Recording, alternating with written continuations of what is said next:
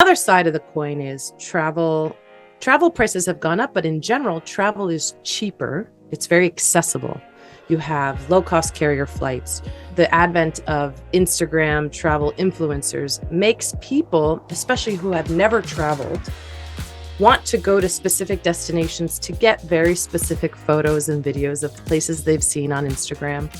And they think that is what travel is. If I go there and wait in line and get this shot of me in a dress in Mykonos wearing the gown blowing, that's my travel experience and I get to share it with the world. And if I didn't post it on Instagram, it didn't happen, right? That's the other side of the coin.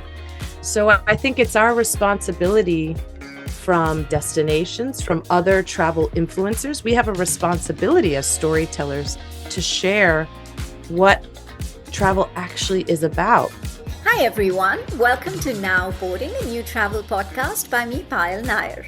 This show aims at creating awareness about ecotourism, sustainable tourism, responsible travel, and a lot more. We will cover stories and journeys of people who are ecotourism specialists and those who are leaders in their field. We will also be talking to people who have had unique travel experiences, remarkable conceptual places to stay, unexplored cultures, and ancient histories of various towns and cities around the world.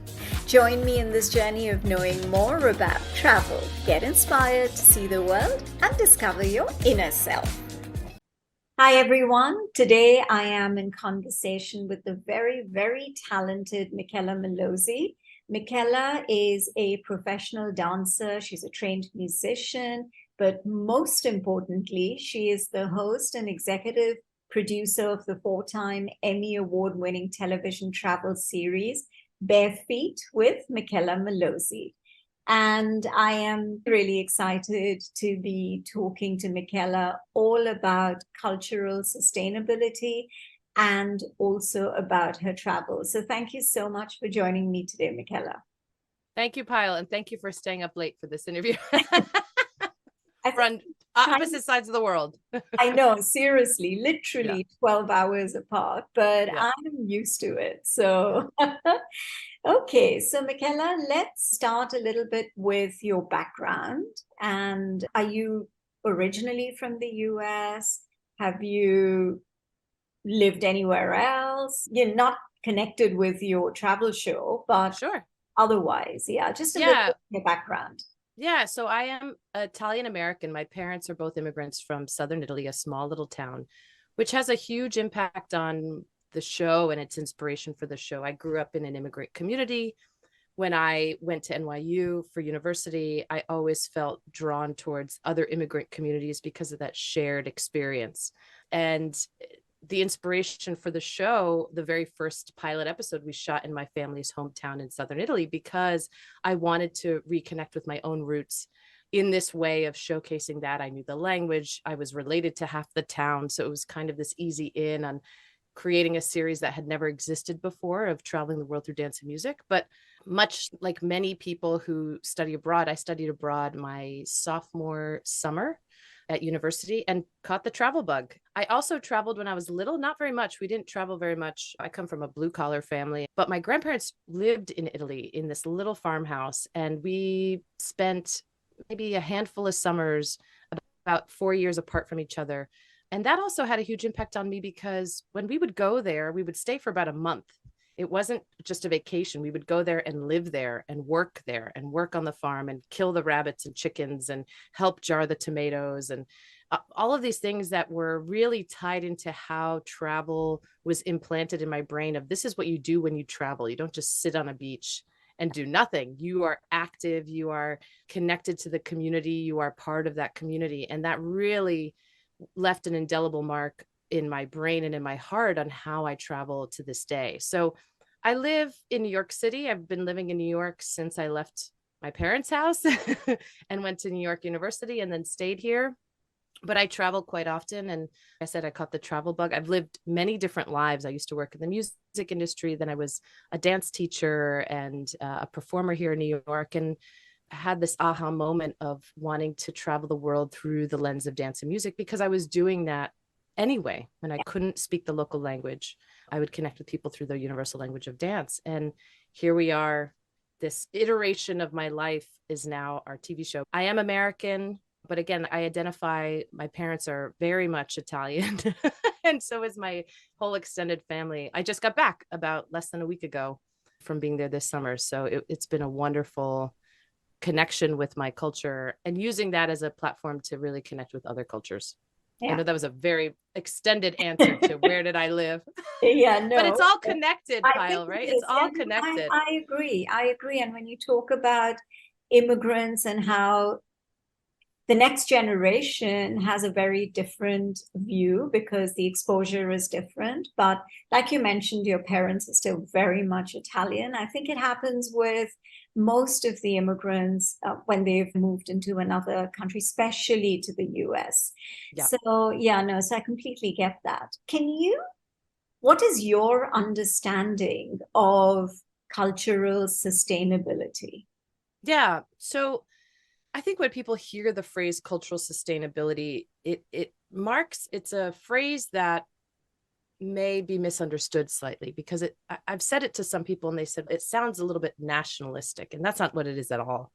I'm not promoting the idea of maintaining and purifying people's cultures, right? We have to keep people in a bubble. What cultural sustainability means is, especially when we travel, when you're going into a place, into a town or a city or a village or a country or any place that's not your own, are you adding benefit to that location and to the people that are there? Or is it detrimental? Meaning, are your monies going to the local economy? Is your money going to a huge corporation that isn't even located in that destination? Or is it going to the mom and pop shops, the small businesses, the family-owned businesses, the artisans, the cooks, the chefs, the people that live there? That's cultural sustainability. Is this location and the culture of people living here sustainable with you traveling there? So what we do too, part of that cultural sustainability story is the dance, the music, the art, the stories, the history, the costumes, the regalia, the food, obviously, all of these things. But with cultural sustainability, I think it's us as responsible travelers, or trying to be responsible travelers, is to think about these things.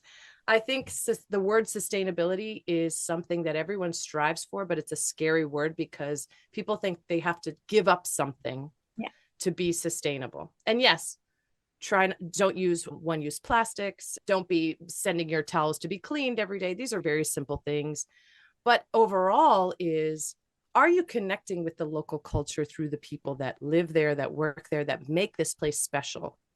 And that to me is what cultural sustainability is. So when I talk about cultural sustainability, that's the whole message of our show. I think over the years, the mission has never changed with bare feet. It's always been, I'm going to travel the world, whether that's here in New York City, in my own backyard, or across the globe in Singapore, and connect with people through the universal language of dance and music. And through that language, they take me into their culture. So then I'm sitting and having a meal with them, or they're taking me into their family's home. And all of these things happen because I connect with them through dance and music. With cultural sustainability, people can do that on an everyday basis. And I think, again, like I said, the word sustainability is scary because they think they have to give up something. But in the end, when you just talk to a person and understand, learn their story, learn why they started this business, learn why they're working at this hotel, learn why they started making these things, you're gaining something. You're having an incredible experience and learning more about the culture. And that's the starting point of cultural sustainability. I think we have to remember what makes these places so amazing are the people that live there. And if it's bombarded with over tourism or even tourism that's detrimental, those people leave and they can't afford to stay there, or they don't want to stay there anymore. And then that place isn't the place what made it special. So there's so many levels of cultural sustainability, but I think the main point is you don't lose anything from being a sustainable traveler, a responsible traveler. You're actually gaining so much more. How crucial and important is it for cultural, environmental, and economical sustainability to sort of merge together? That's extremely important. And what I found is post-COVID, and when I say post-COVID, post-lockdown, because I work a lot with destination marketing organizations, tourism boards, local governments that are trying to bring tourists back to their destination. And as we know, tourism is back, right? People are traveling again. I don't know if you've traveled this summer, but it was a mess. Yeah, It was an I, absolute I mess. agree. Yeah, yeah. Yeah, I travel all the time. So right. yeah, yeah. It's full throttle. It doesn't matter what day you're traveling, where you're traveling to. The airports are full. Everything's full, which is a good thing to see that people are traveling again. They feel confident in travel. But what I've seen too in tourism boards and destinations that are the marketing for travel is they've changed their messaging because they've realized what makes their destination so amazing. They also had the time to see what these destinations looked like without over tourism, and the places that can sustain their economies with not having too many people there, but also, example, Barbados is a perfect example. They have a sustainability program where they are planting over 1 million trees over the next, I think, 5 years. And so as a tourist coming to their island, you can join on that program and plant trees while you're there as part of this experience. So you're meeting local people who are, because it's not just tourists, it's the locals who are doing this as well. So you're meeting local families, you're getting to see beautiful parts of the island. Another part is for the sea turtle project to help with the nesting. They want you to really be a part of this and see what makes this island so special. They also have completely new bike lanes everywhere. They're really promoting people to start biking around the islands and seeing the island in a different way versus in the car or just staying on a resort. But then you also have the beauty of crop over, the beauty of the culture that's there, that's from there, the Black culture, the island culture of Barbados. And a lot of these destinations are realizing this is what makes us so special. This is what is really about our destination. It's not the resorts and the hotels. You can get that anywhere. It's a mall, basically. That's how I feel. Yes, if you want to stay in a beautiful luxury hotel, fine.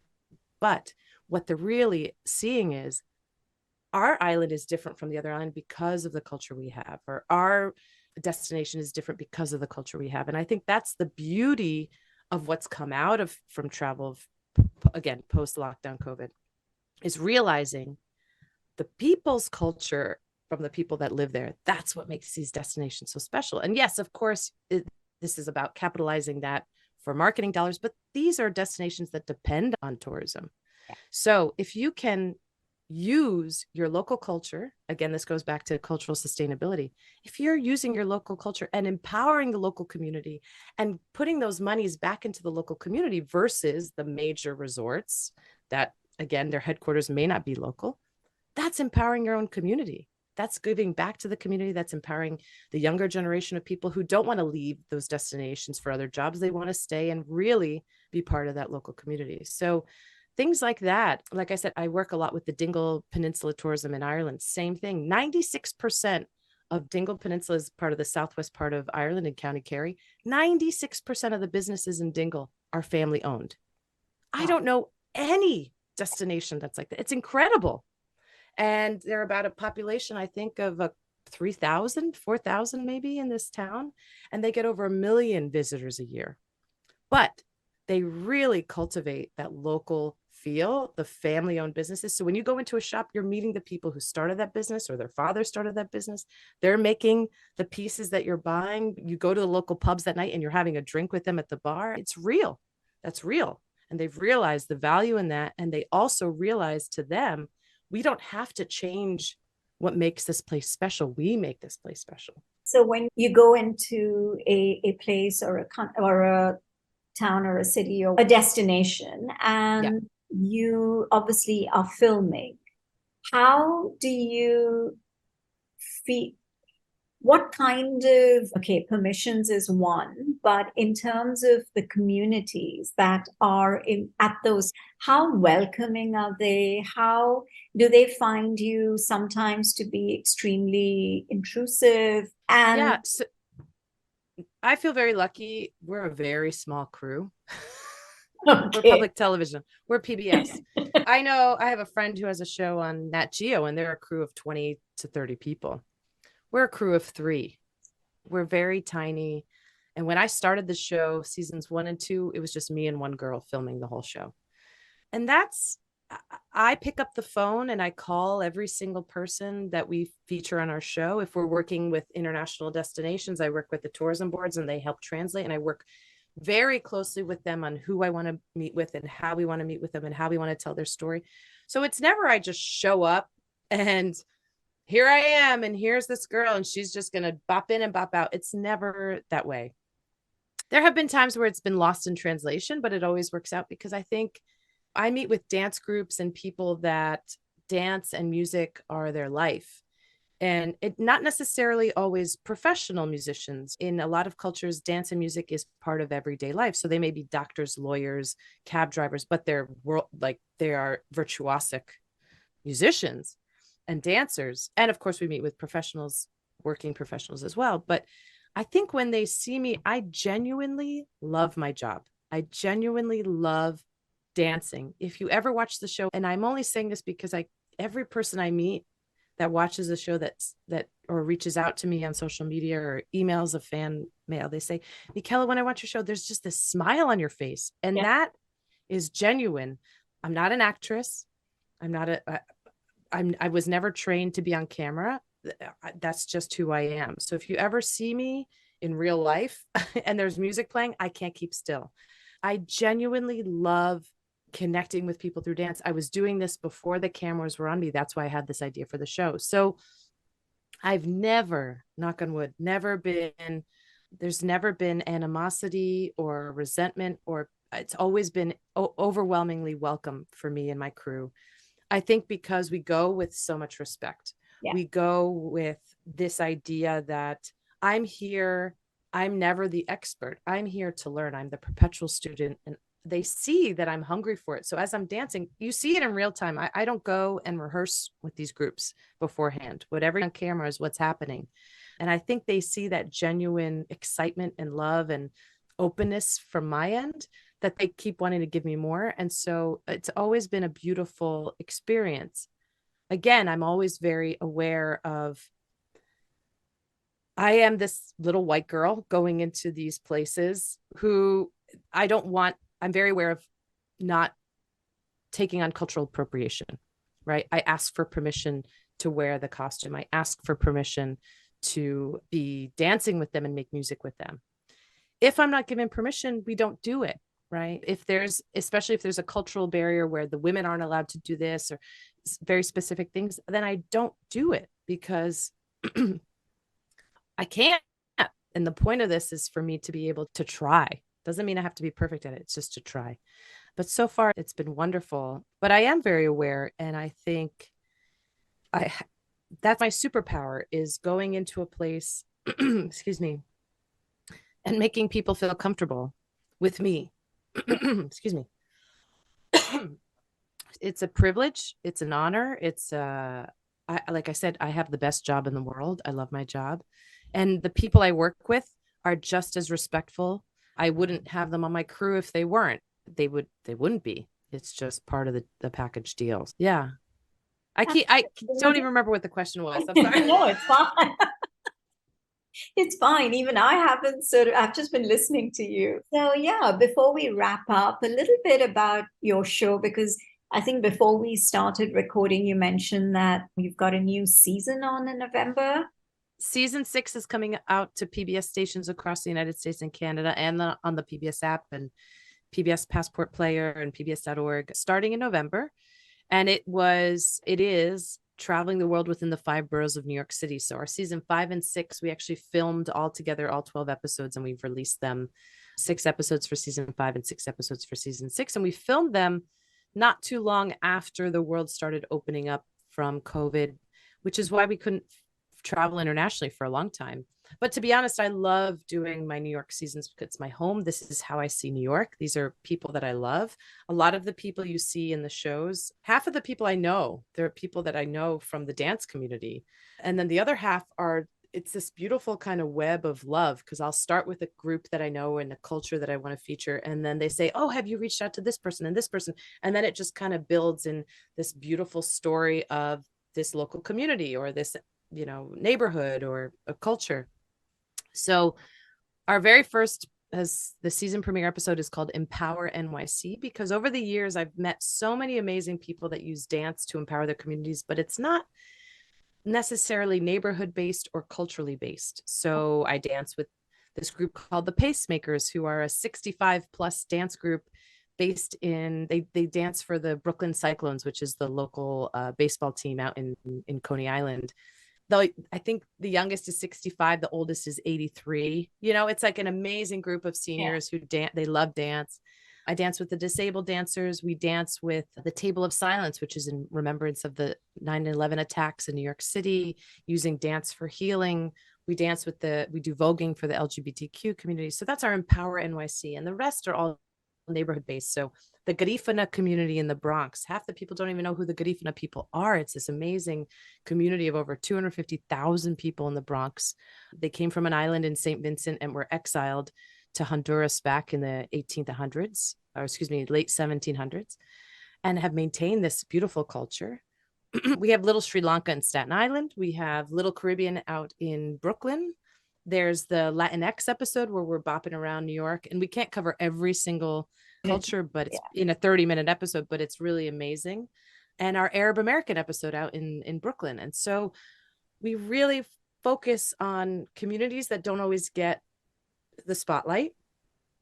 And for this, it was, you feel like you're traveling the world. Yeah, I was going to use a passport. I was going to say, because you talked about, Sri Lankan, Arab, different communities without having Totally stepped different. out of New York, which is quite interesting. So, so fascinating stuff. And you also have a podcast. I have heard you do have a podcast, right? We've put it on hold. I love that. I kind of want to start it up again. We've put it on hold. Yeah, because I have heard a couple of episodes and didn't realize that you put it on hold. No, interesting. Yeah, we do want to start it. We do want to start it up again. It's only because making a TV show is a lot, and we're a very small team. It's really just me. There's only 24 hours in a day. It's all the planning, exactly, missions, creating stories. I can imagine there's a lot that goes into it, but I think you're doing a phenomenal job. Thank you so much, Mickela, for talking to me and for sharing, this passion that you have for being able to create an awareness for different communities, whether the different communities are within the United States or all your travels across the world. And I think it's a great way of bringing people together. So thank you so much, Mickela. I really enjoyed this chat with you. Hope you enjoyed this episode of Now Boarding, a travel podcast. Check out other episodes on Spotify, Apple Podcasts, Google Podcasts, or wherever else you listen to podcasts. And of course, don't forget to share your thoughts with us. Stay tuned for more exciting episodes only on Now Boarding, a travel podcast.